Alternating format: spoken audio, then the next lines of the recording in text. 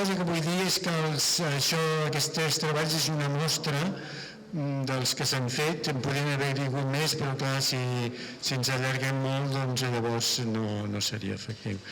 També volia dir que la filosofia que utilitzem al taller de mobilització és presentar aquests problemes, diguéssim, que siguin, que us hi podeu posar a pensar immediatament, però que mana el problema. No teniu potser eines que estudiareu, potser, per exemple, molts heu de considerar la teoria de la probabilitat, que encara no heu fet l'assignatura, però potser així apreneu una miqueta més de què va la teoria de la probabilitat.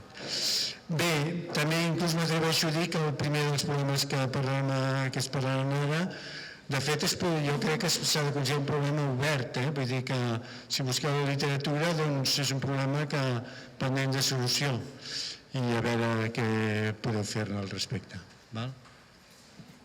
Doncs moltes gràcies per venir tots els que sou aquí.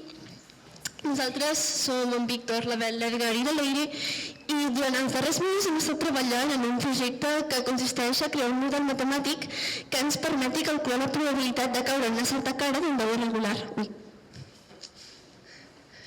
Aleshores, primer de tot hem de definir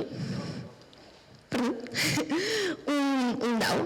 Nosaltres considerem que un dau és un alcalc convex de densitat homogènia i el problema com a tal és, el que he dit, quina probabilitat caurem en una certa cara, perquè ja podem observar que en aquesta cara la probabilitat serà diferent d'aquesta altra. Diem que aquí és molt més estable que no pas en aquesta. Llavors, les primeres hipòtesis que nosaltres hem considerat per apropar-nos al problema han estat, primer de tot, que totes les tirades amb què farem el model estaran fetes sobre un pla totalment pla, totalment uniforme i que serà infinit, és a dir, no hi ha possibilitat que el dau caigui.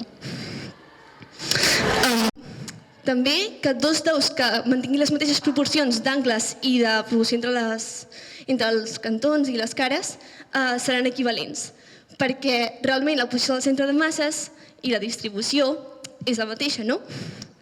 També que, clar, si nosaltres formem els models sempre amb les mateixes condicions inicials, sempre acabarem amb la mateixa cara final.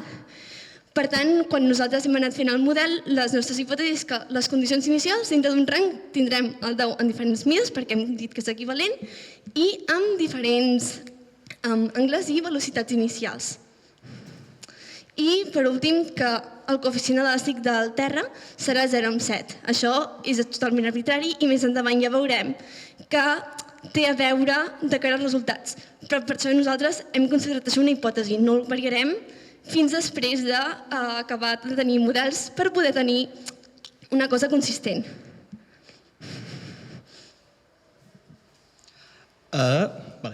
Bé, passem a parlar del model probabilístic dels irregulars al pla. Considerarem primer de tot el moviment, el desplaçament per rotació d'aquest dau en particular. Fixem-nos que la guia de desplaçament del nostre dau es pot dividir per segments. Aquests segments el que representen són les longituds dels costats del nostre polígon. Aleshores, un primer model que podem presentar per calcular la probabilitat de caure en cadascuna d'aquestes cares podria ser considerar la raó entre cada longitud d'aquests costats en respecte al perímetre total de la pròpia figura. El problema és que hi poden haver-hi casos límits en els quals per propietats físiques del propi dau hi hagin cares amb longitud positiva, amb una certa longitud, que no tinguin probabilitat de caure allà. Considerem el següent cas en el qual el centre de masses de la pròpia figura, quan fem la projecció a l'eix de la cara, que està en repòs, cau a una distància positiva d'aquest vèrtex. Aleshores, aquest dau té probabilitat nul·la en aquesta cara, però pel model que hem descrit tindrà una probabilitat positiva. Doncs aquesta és l'efecte de caure. Per tant, a partir d'aquí comença un procés de recerca en el qual ens trobem amb una entrada en el fòrum de Quora que es pregunta exactament la mateixa qüestió que nosaltres, que és calcular la probabilitat d'una cara donada d'un dau irregular. I en aquest trobem la resposta d'un doctor en física, Sigfrid Weiner, crec que es diu, que proposa la següent idea, i és estudiar l'estabilitat d'una certa cara o la probabilitat de caure a la següent cara en un moment de rotació utilitzant l'energia potencial en el centre de masses. Això és el següent. Primer de tot és parametritzar el centre de masses en respecte a la rotació. És considerar una orientació donada del dau, fer-lo rotar una volta sencera i estudiar com varia l'altura del centre de masses en respecte a aquesta rotació. Un cop parametritzat aquesta altura podem obtenir la gràfica d'aquesta funció, que té una pinta d'aquest estil. D'aquesta gràfica se n'han d'identificar dos punts claus, que són les valls i els màxims. Són els que ens donen la informació bàsicament necessària. Quan ens trobem en una vall, ens trobem en què la cara d'aquest color està en repòs. I en repòs em refereixo en equilibri, és a dir, s'ha caigut i hi ha hagut estabilitat. En els màxims, en canvi, ens trobem en aquells punts a partir dels quals hi ha un canvi de cara. Aleshores, aquestes dades ens permeten definir el que nosaltres anomenem regions d'estabilitat. Aquestes regions són els intervals en els quals ens quedem en aquella cara. Aleshores, el nostre model consisteix en calcular la raó entre la longitud d'aquesta regió d'estabilitat en l'eix en respecte a la rotació total 2pi. I amb això ja hem obtingut una sèrie de resultats. Ja de qualsevol grau amb la parametrització donada podem donar aquesta gràfica i estudiar-ne una sèrie de conclusions. Primer de tot, aquest segon model resol el problema dels casos límits en els polígons en què tenien cares que per l'altre model tenien probabilitat no nul·la de caure-hi. Es pot veure en el primer cas i també podem trobar una altra conclusió, que és que per daus amb cares estables, que no n'hi ha que no tinguin probabilitat nul·la, a priori el primer model sembla que ja sorts out i va bé i predeix de manera fidel la probabilitat de caure en una certa cara donada. Per tant, la gran conclusió de tot això és els dos, no hi ha cap model que prevalgui sobre l'altre, simplement cadascú funciona en els seus casos limitats i també que hi ha una variància del 5% en respecte a les prediccions donades pels nostres models i la probabilitat real. I aquesta probabilitat real s'ha estudiat utilitzant, en parlarem més endavant amb el model 3D, que en parlarà en Víctor, però bàsicament hem utilitzat el software de Blender per fer les simulacions tant en 2D com en 3D i validar els resultats de manera prou fiable. Llavors, ara, amb aquesta anàlisi que molt bé ha explicat l'Abel, hem aconseguit una forma de definir la probabilitat de cada cara en un dau de 2 dimensions, però, clar, des d'un ben principi assumíem que l'objectiu d'aquest treball és parametritzar les probabilitats d'unes cares de daus tridimensionals, per definir daus en el nostre dia a dia, en el nostre món, que és, evidentment, tridimensional. Això presenta un grau de complexitat molt alt, ja que la quantitat de variables que intervenen són molt més grans. Una tercera dimensió implica que als angles no només hi ha un angle de 2pi, sinó hi ha moltes formes de rotar l'objecte, rotacions que no afecten, per exemple, si rotem en l'eix Z, l'alçada preval, no canvia. Llavors, la situació és molt més complicada. Intentarem, però, fer un paral·lelisme entre els models que hem establert en 2 dimensions i les 3 dimensions. El primer de tot, el model per longituds. Aquest té una traducció, com qui diu, molt directa. I és que podem pensar en les longituds de les cares en 2 dimensions com les àrees de les cares en 3 dimensions.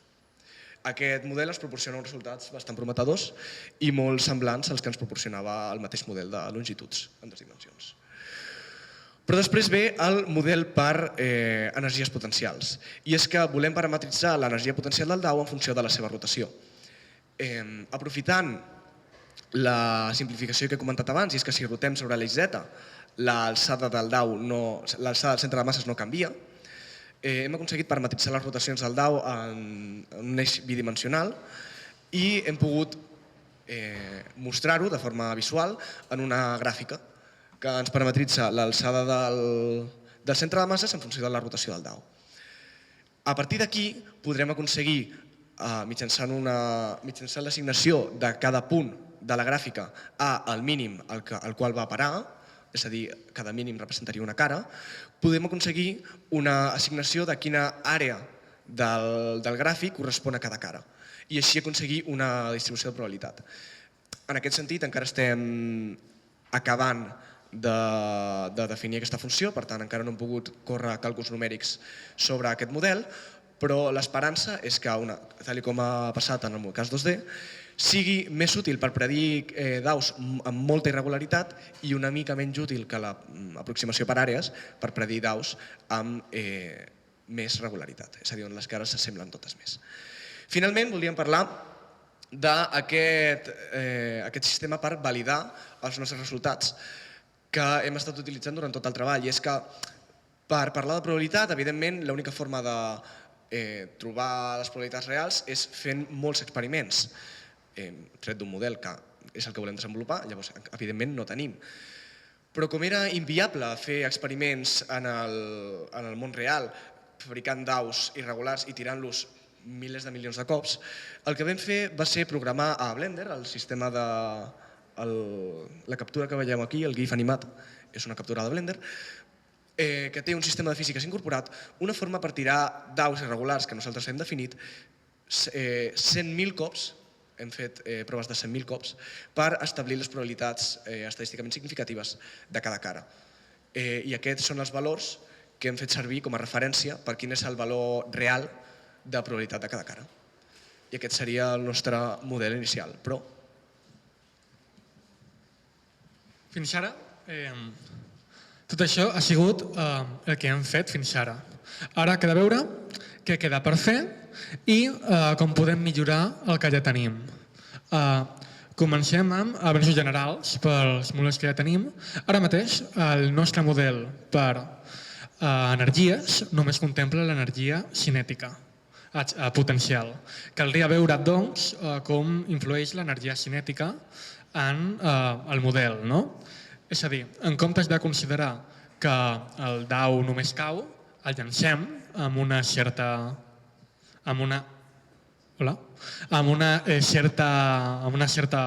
força inicial, amb una velocitat inicial, i per tant té una energia al caure.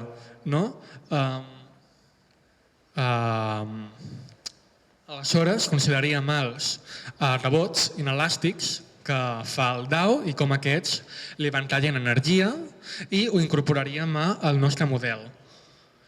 Seguidament, contemplaríem cadenes de Markov. Les cadenes de Markov són una cosa que ens permeten, mitjançant unes probabilitats inicials, calcular probabilitats de transició. Per tant, podríem, fent servir cadenes de Markov, calcular una matriu de transicions que ens permetin tenir la probabilitat que un dau donat, que ja està en una cara, transicioni a una altra, al fer, bàsicament, el rebot que va fent el dau. Al principi de la presentació hem explicat que hem considerat un coeficient d'elasticitat de 0,7, el qual és bastant arbitrari i caldria incorporar la modificació d'aquesta elasticitat al nostre model.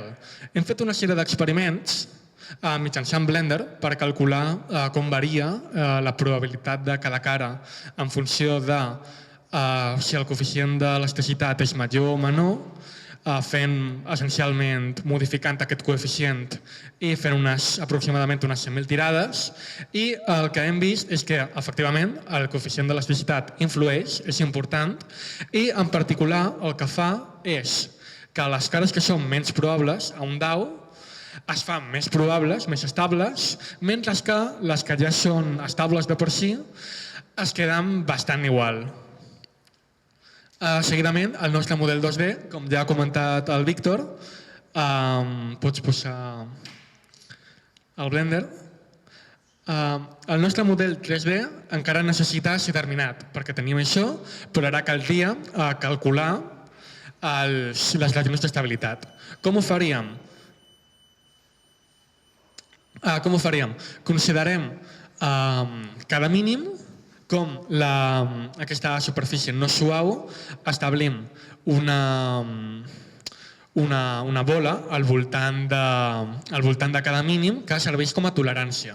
Aleshores, per a cada punt de la nostra superfície, calculem el gradient de la superfície en el punt i el propaguem fins a arribar a la tolerància d'un dels mínims. Aleshores, el mínim on ha caigut és la regió d'estabilitat a la qual pertany el punt.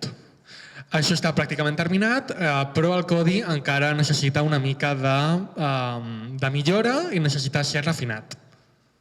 I, per últim, volíem comentar que per tal d'establir una millor fisicalitat de com és un DAO irregular, mitjançant l'Open Labs de la UAB Enginyeria, hem imprès una sèrie de DAOs irregulars i ara, al final d'aquesta presentació, després de totes, els passarem pel públic per si algú vol jugar una mica amb els DAOs, fer-se una idea de com són les cares i de la fisicalitat dels DAOs irregulars. I això és tot. Moltes gràcies per estar aquí i gràcies per la vostra atenció.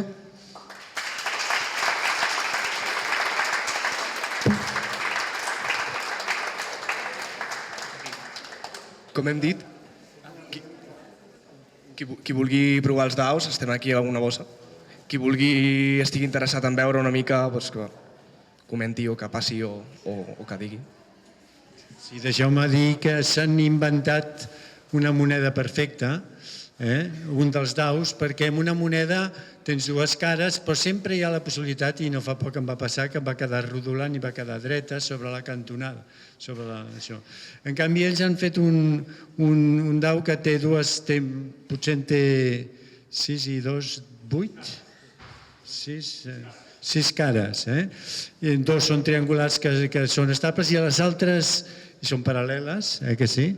I les altres 4 són totes inestables. Per tant, o et cau d'una cara o et cau de l'altra, però no pot caure de canto.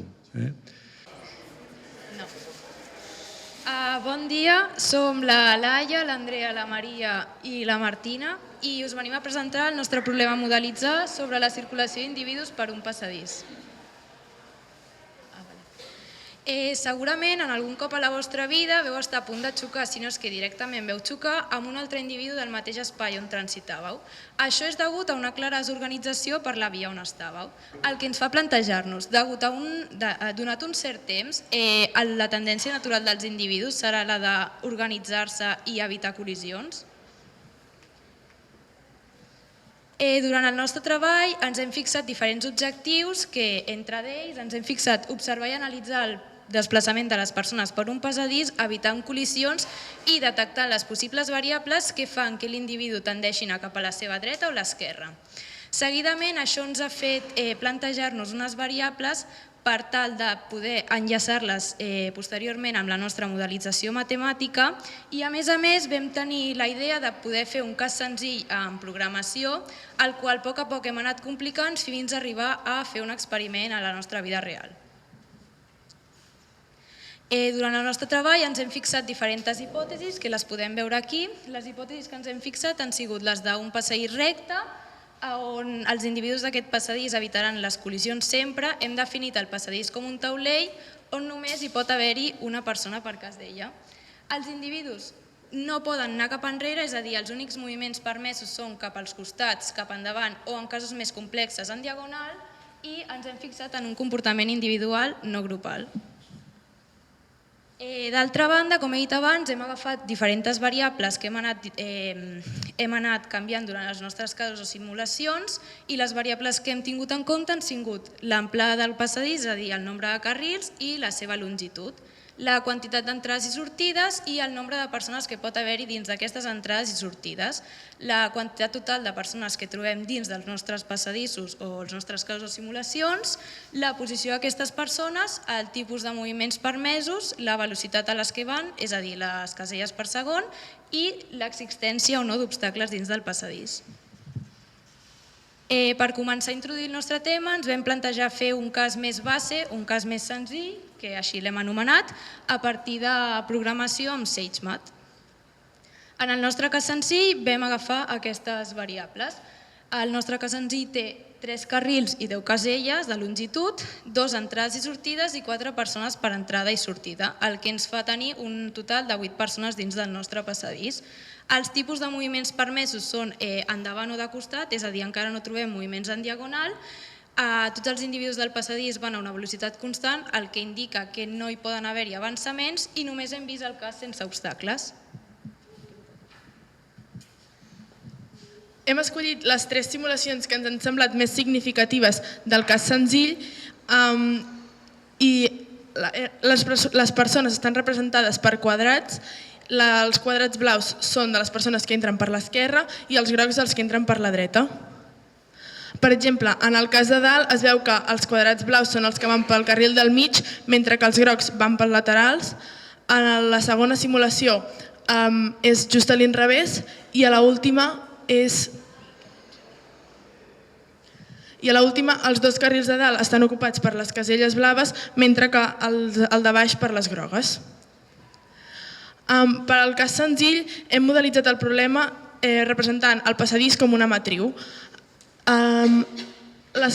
Les caselles que estan buides les hem representat per punts i les que estan plenes per números, els parells per les persones que entraven per la dreta i els senars per les persones que entraven per l'esquerra. Llavors, si una persona està a la posició IJ, per poder evitar una col·lisió s'havia de moure de fila, per tant, havia de fer o I+1 o I-1. I per avançar, sigui cap a un costat o cap a l'altre, el que havia de fer era canviar de columna, per tant, J+1 o J-1. Per fer un cas més realista del problema, hem modelitzat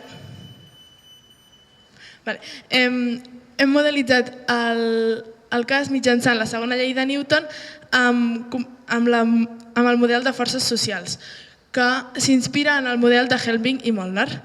Les variables que hem utilitzat són X per identificar la posició, V baixa per identificar la velocitat, F la força i delta per les fluctuacions aleatòries. Aquesta és l'equació general del moviment d'un individu que representa la força total en funció de la força de desig, la força de repulsió, la força de seguiment, la força d'obstacles i la delta que he anomenat abans.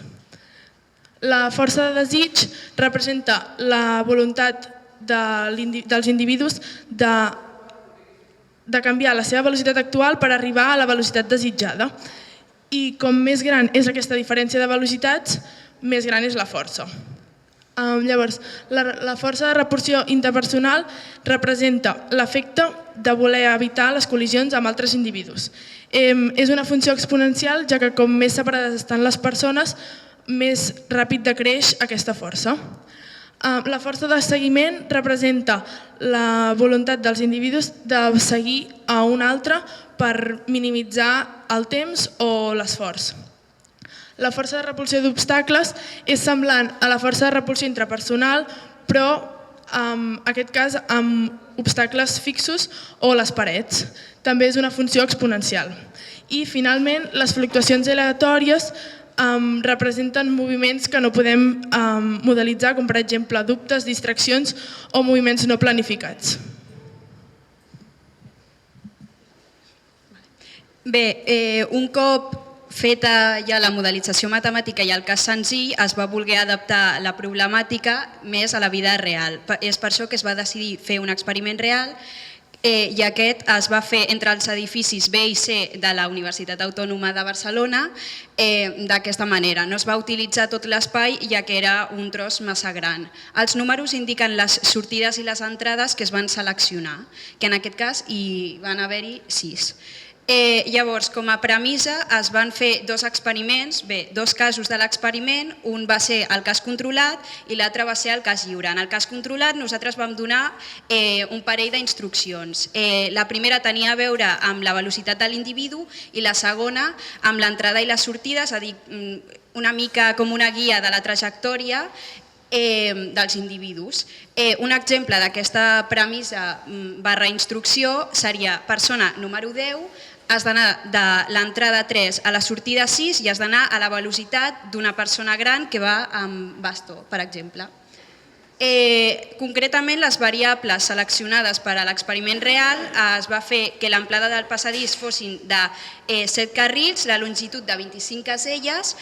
Com ja he dit abans, es van triar 6 entrades / sortides, el número de persones de cada entrada i sortida era variable, en total hi van haver 16 persones, 16 voluntaris, que moltes gràcies a tots i a totes els que van fer de voluntaris per l'experiment. El tipus de moviment va ser qualsevol en aquest cas, és a dir, cap endavant, cap als costats i ara també en diagonal, cap endarrere no, perquè era una de les nostres hipòtesis. I cada persona podia tenir una velocitat diferent i en aquest cas sí que es permetia acceleració. I hi havia obstacles, concretament n'hi havia 2. Pels resultats de l'experiment, en el cas controlat concretament, es va veure que els individus normalment tenien clar el seu recorregut i normalment triaven fer el recorregut més curt, que això té a veure amb les fluctuacions de la modelització matemàtica, perquè aquestes venen definides per una distribució normal, gaussiana, on la mitjana és 0. Llavors és normal que hi hagi molt poca variació. Després, els individus normalment es canviaven de carrils l'abans possible per evitar xocar amb obstacles, però en canvi en persones es canviaven a l'últim moment, que això té molt a veure amb la força de repulsió interpersonal perquè aquesta està definida exponencialment. I després els individus no sempre seguien a qui tenien al davant perquè és una força molt variable la de seguiment. En canvi, pels resultats de l'experiment del cas lliure, van ser bastant similars, però es va observar un major seguiment, perquè, com ja hem dit, és molt variable la força de seguiment, però en aquest cas, a més, els obstacles s'evitava el xocament en l'últim moment, que això s'adapta més a la modelització matemàtica de la força de repulsió dels obstacles. I com a conclusió d'aquest cas de l'experiment, sí que es van veure la formació de carrils, però de manera molt lleugera i a més en tot el passadís no hi havia exactament una meitat que fos direcció dreta i una meitat esquerra, sinó que els carrils podien estar intercalats. Bé, aquestes simulacions s'han fet a partir del SageMath, com en el cas senzill, però en aquest cas s'han posat 7 carrils d'amplada i 25 caselles de longitud. I s'han posat 8 individus anant de cada costat. I en el segon cas s'han afegit a més els obstacles, però tot això adaptat al cas senzill quan es va modelitzar amb el SageMath.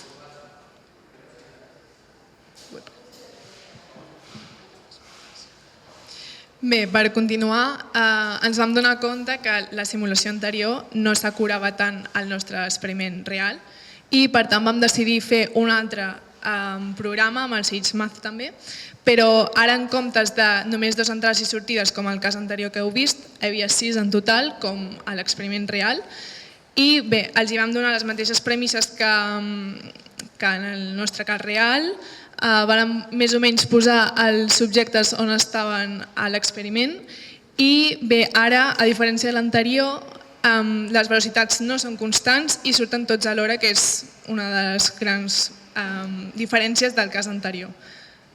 Com podem veure, nosaltres hem vist que és molt paregut al nostre cas controlat i com no passava anteriorment, en aquest sí, algunes boles que són el que representen els individus sí que es segueixen, que són aquelles que estan marcades allí.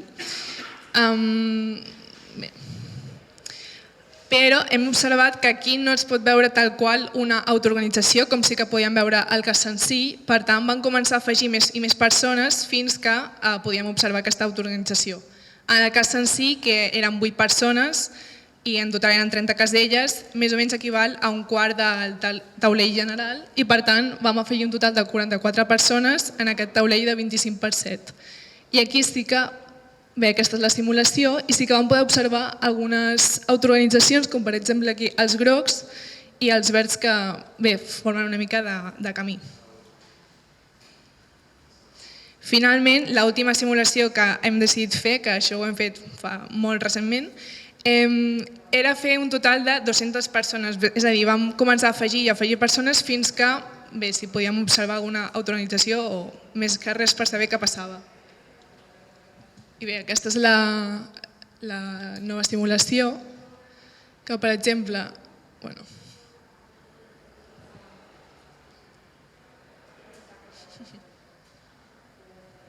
Això estava com en el cas en si, format per matrius, i ho fan un total de 250 passos. I com podem veure aquí, per exemple, els blaus agafen aquests carrils d'aquí, els grocs una mica més cap a dalt, sí que es pot veure una mica més d'autoorganització. I per tant, amb aquestes conclusions, amb tot el que hem estudiat, hem vist que sense cap costum social ni cap norma sí que es pot veure una autoorganització. És veritat que depenent d'aquestes normes o aquestes forces socials, l'autoorganització pot ser més o menys evident.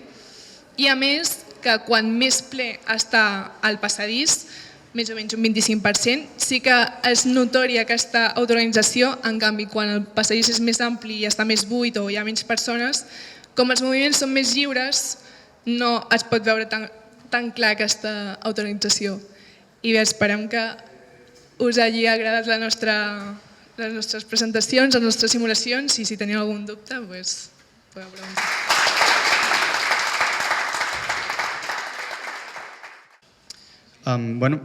Bon dia a tothom, moltes gràcies per venir. Nosaltres som en Martí, l'Eric, l'Ònia i jo, en Joel, i us venim a presentar la nostra presentació sobre bipartidisme equilibrat. Començarem per una petita introducció. Nosaltres, el nostre problema és veure si els sistemes electorals, o en general la manera amb la que votem, té un bipartidisme inherent. És a dir, per exemple, observem països com els Estats Units, on durant més de 150 anys han governat només dos partits, el demòcrata i el republicà. Doncs seria una de les coses a estudiar al nostre treball, i també quins factors són els que causen aquestes tendències. Començarem amb què és el bipartidisme. Doncs nosaltres definim com bipartidisme això el que he explicat, la tendència de dos partits a repartir-se sempre les victòries durant un cert període de temps prolongat, i llavors a més observem en molts d'aquests casos que aquest bipartidisme és equilibrat. És a dir, els dos partits aquests que sempre guanyen tenen la mateixa quantitat de vots. Llavors és un dels altres factors que voldrem observar si està causat per alguns factors. Un factor que nosaltres hem trobat interessant a l'hora d'estudiar això és el vot útil, perquè és un fenomen que sabem que existeix, que hi ha persones que essencialment no voten al partit que troben que s'adequa més a la seva ideologia, sinó que voten a un partit per evitar que guanyi un altre partit. Posem el cas que nosaltres estem votant i hi ha un partit que té molta tendència al dolç i nosaltres tenim molta tendència al salat. Llavors, en comptes de votar un partit d'extrem salat, potser votarem un partit més de centre per evitar que guanyi el partit d'extrem dolç. Llavors, per plantejar aquest problema, nosaltres suposarem que podem situar persones i partits en uns eixos ideològics, com podrien ser esquerra i dreta o dolç i salat, i situarem els nostres partits i llavors mitjançant un programa en C simularem unes eleccions amb uns paràmetres per veure com afecten aquests paràmetres els resultats de les eleccions. Doncs comencem amb la primera idea que podríem tenir d'un model. I bé, primer hem de dir... Ui, no, l'altre.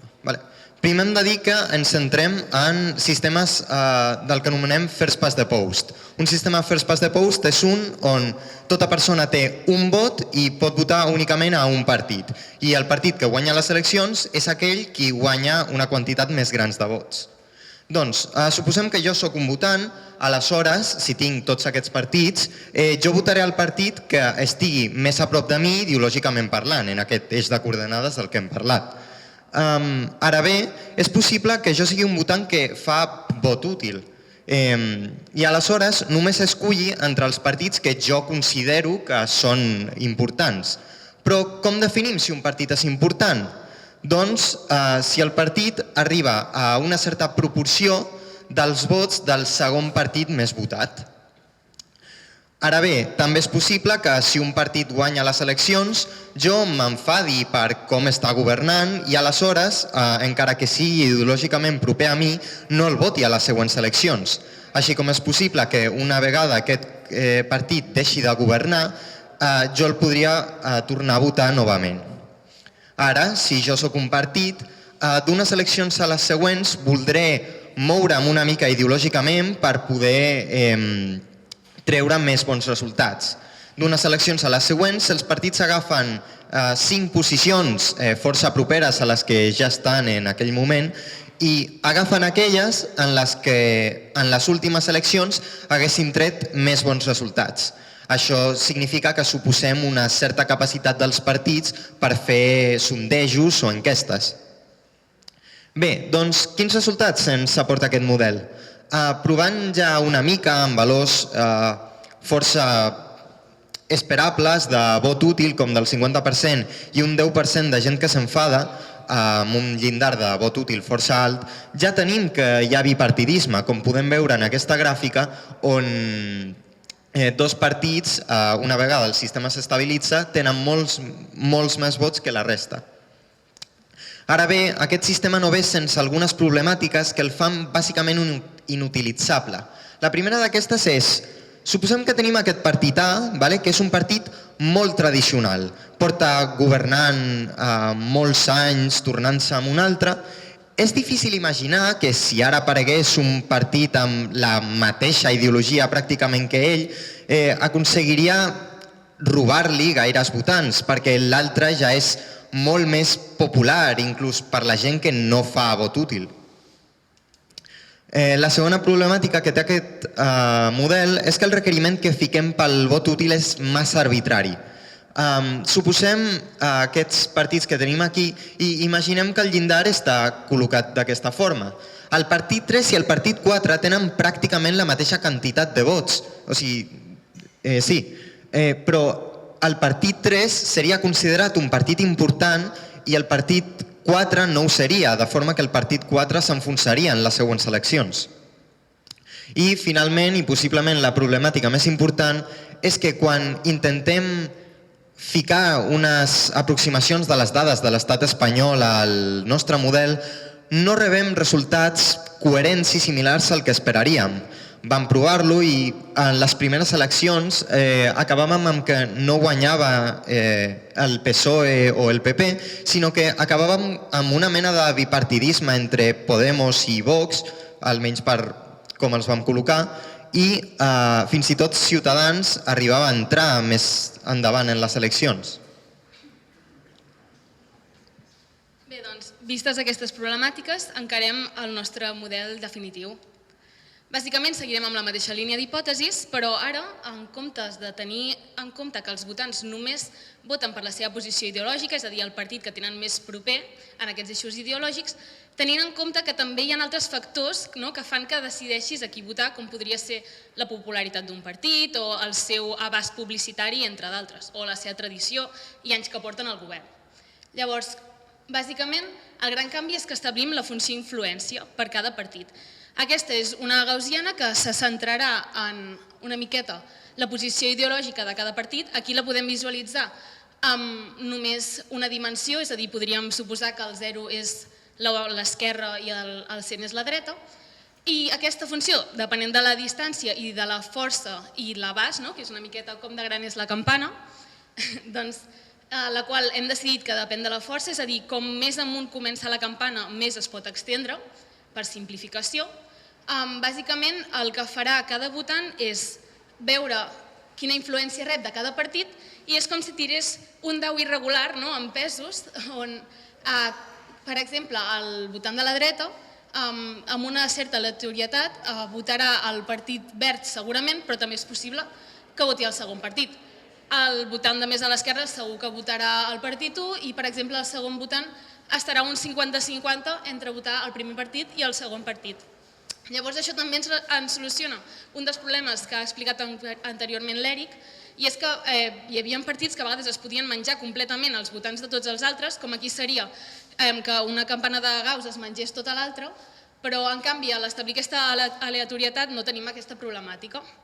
Llavors, en aquest model continuem tenint gent que fa vot útil i percentatge de gent que s'enfada, Els enfadats els tractarem de la mateixa manera, és a dir, no votaran a la gent a l'últim partit que hagi governat, com per exemple, si ara el votant del mig està enfadat, tot i que abans era un 50%, ara pràcticament votarà el primer partit, si és que el partit blau és el que va guanyar les altres eleccions, i el vot útil canvia dràsticament, fent que ja no hi hagi aquesta arbitrarietat, ja que bàsicament el que fa és escalar la força dels partits depenent dels vots que ha tingut anteriorment.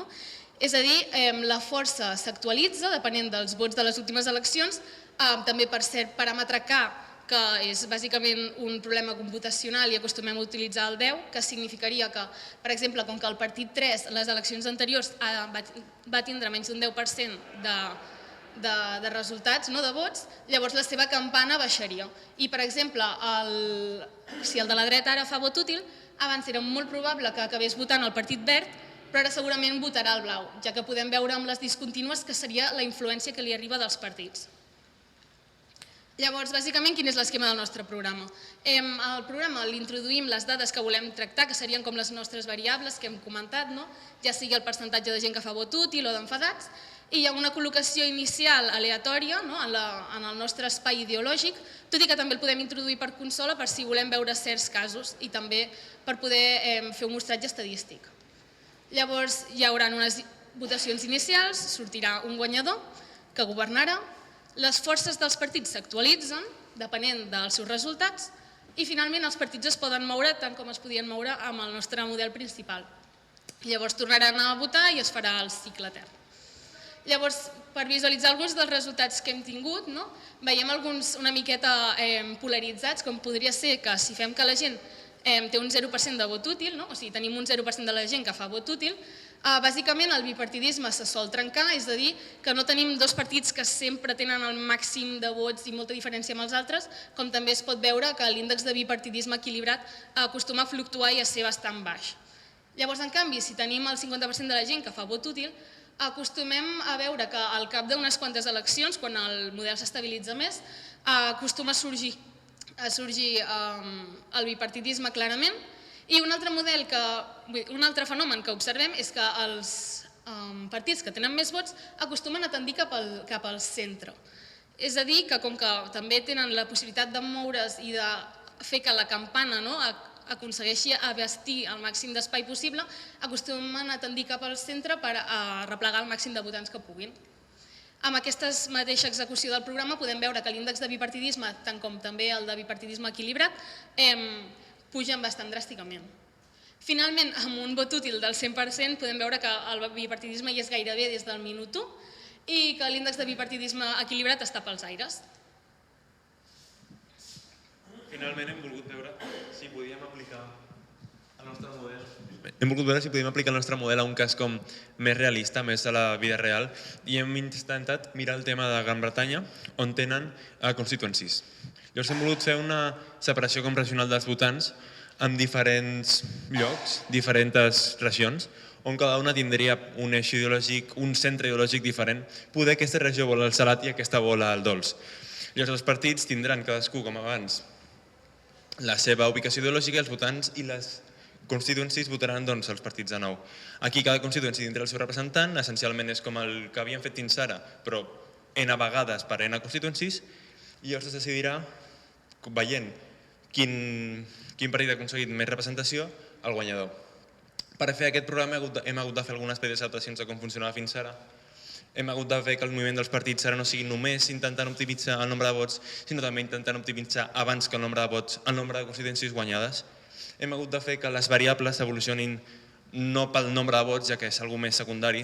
Podríem tindre un partit amb un nombre de vots prou elevat amb cap representació a cap regió.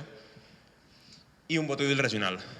D'alguna manera, si una constituency tendeix molt al dolç, però hi ha un partit que és de salat però acaba molt en general, aquella constituency no és un partit útil, la gent el que vol és que a la seva regió guanyi algun partit, no volen com centrar-se tant en el còmput global. Veiem que amb aquest nou sistema tenim resultats diferents. Per començar podem veure que hi ha partits que tendeixen a apropar-se més als hegemònics, no hi ha un gap tan important entre els que governen i els que no. Això segurament és degut a que els partits que estan més als extrems, hi ha regions que tenen el centre ideològic més per aquella banda i els reclamen. Alhora, hi ha partits que moren completament, poden tindre un percentatge de vots prou important, però no prou important a cap regió en particular com per reclamar cada representació. Finalment, veiem que el bipartidisme és gairebé sempre present. Veiem que contra més regions tenim, veiem més presència d'altres partits, tot i així sense minvar el bipartidisme. És molt important el vot útil, contra més vot útil hi ha un lloc, més bipartidisme es tendeix al més bipartidisme. Si no hi hagués vot útil, la gent simplement votaria els partits que els agraden més sense pensar en les repercussions que això tindrà i no hi hauria tant bipartidisme. Si la gent s'enfada, així d'alguna manera s'evita el monopartidisme, veiem sempre casos de corrupció, casos de partits que no fan el que prometen, aleshores la gent s'enfada i aquest partit d'alguna manera perd una mica d'influència per permetre altres que pugin. D'alguna manera així s'evita que hi hagi un sol partit que guanyi, com veiem que no passa a la vida real. I també ha sigut molt important la introducció de funció influència del poder dels partits, de la força de cada partit, per així diferenciar partits més importants dels menys importants i poder fer una simulació més acurada de la realitat. I doncs això és tot. Moltes gràcies per l'atenció.